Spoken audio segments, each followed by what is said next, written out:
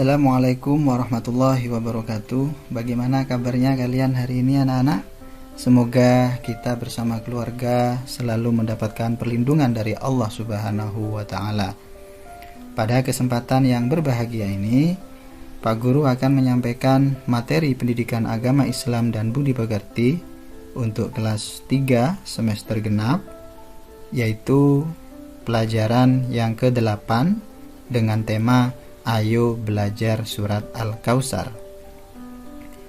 Adapun tujuan pembelajaran kita kali ini, saya berharap setelah kalian menyimak video pembelajaran ini, kalian dapat membaca, menulis, dan menghafal surat Al-Kautsar dengan baik dan benar.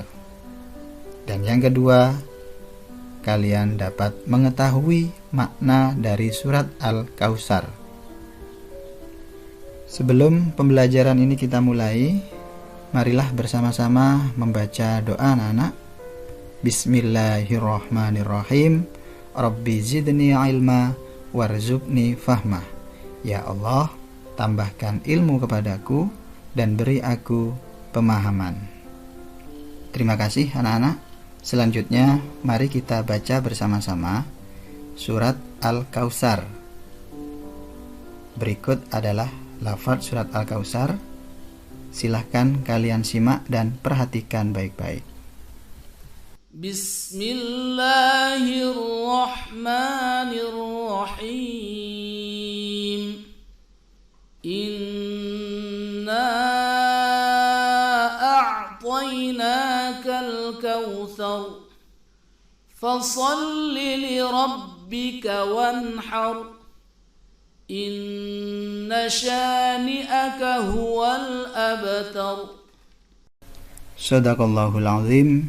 Itulah tadi bacaan surat Al-Kautsar ayat 1, 2, dan 3. Silahkan kalian putar kembali video ini dan tirukan dengan baik agar kalian dapat membaca surat Al-Kautsar dengan baik dan hafal. Selanjutnya, mari kita pahami bersama-sama bacaan yang terdapat dalam surat Al-Kautsar. Di antaranya adalah bacaan gunnah atau berdengung. Apa bacaan gunnah itu? Yaitu lafaz dibaca gunnah apabila ada huruf mim atau nun bertasdid, sebagaimana surat Al-Kautsar ayat 1 dan 3. Kalian perhatikan yang sudah saya tandai dengan lingkaran merah. Di situ ada nun tasdid. Cara membacanya adalah berdengung. Perhatikan yang Pak Guru contohkan. Inna a'tainakal kautsar. Jadi ketika lafaz inna itu berdengung anak-anak. Inna. Nah, itu adalah bacaan dengung. Begitu juga ketika mim tasdid, seperti mimma. Kebetulan pada surat Al-Kautsar di sini tidak ada mim tasdid. Itulah bacaan gunnah anak-anak. Bacaan yang kedua yaitu izhar, yaitu bacaan jelas. Bagaimana ketentuannya? Apabila ada nun sukun atau tanwin, yaitu fathaten, kasroten, atau domaten, bertemu dengan salah satu huruf yang 6, yaitu hamzah, ain, ghin, ha, kha, dan ha. Coba kalian perhatikan. Di ayat yang kedua itu ada bacaan izhar, yaitu lafaz wanhar. Nun mati bertemu dengan ha. Cara membacanya adalah fasholli li rabbika wanhar. Jadi nun sukun dibaca jelas anak-anak. Bacaan tersebut dinamakan bacaan izhar.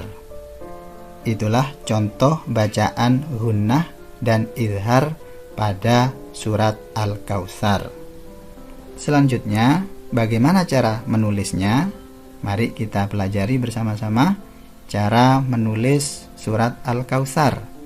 Perhatikan lafal surat Al-Kautsar berikut anak-anak. Bagaimana cara menulisnya? Coba kalian perhatikan garis yang berwarna hitam. Ada huruf yang berada di atas garis dan ada huruf yang menggantung atau dilalui oleh garis. Huruf apa saja yang menggantung atau yang dilewati oleh garis itu? Seperti pada ayat yang pertama, di situ ada huruf waw dan ro. Ayat yang kedua ada huruf ya, ro, waw, dan pada ayat yang ketiga ada huruf nun, waw, dan ro yang dilalui atau dilewati oleh garis. Sedangkan huruf-huruf yang lain posisinya ada di atas garis anak-anak. Jadi itulah cara mudah untuk kalian menulis surat Al-Kautsar. Begitu juga dengan surat-surat yang lain dalam Al-Quran. Selanjutnya, mari kita pahami bersama-sama makna atau isi kandungan dari surat Al-Kautsar. Berikut penjelasannya anak-anak. Makna surat Al-Kautsar. Surat Al-Kautsar terdiri dari 3 ayat dan tergolong surat Makkiyah. Berarti surat ini diturunkan kepada Nabi Muhammad sebelum Nabi Muhammad hijrah. Dan termasuk urutan yang ke-108 dalam Al-Quran dari 114 jumlah surat yang ada dalam Al-Quran anak-anak. Kata Al-Kautsar itu diambil dari ayat yang pertama anak-anak, yang mana arti dari Al-Kautsar itu nikmat yang banyak, yaitu nikmat Allah yang diberikan kepada kita semua. Apa saja nikmat itu? Di antaranya adalah nikmat mata bisa melihat, telinga bisa mendengar, begitu juga dengan kaki bisa berjalan, dan yang paling penting lagi adalah nikmat oksigen yang membuat kita bisa bernafas anak-anak. Itulah salah satu contoh nikmat Allah yang diberikan kepada manusia. Dan masih banyak lagi nikmat-nikmat yang kita rasakan, bahkan kita sendiri tidak mampu untuk menghitungnya. Semua nikmat Allah yang diberikan kepada kita itu semuanya cuma-cuma, artinya gratis, tanpa kita membeli kepada Allah, tanpa kita minta. Namun, walaupun itu diberikan secara cuma-cuma oleh Allah, Allah hanya meminta 2 hal kepada kita. Apa saja permintaan Allah itu?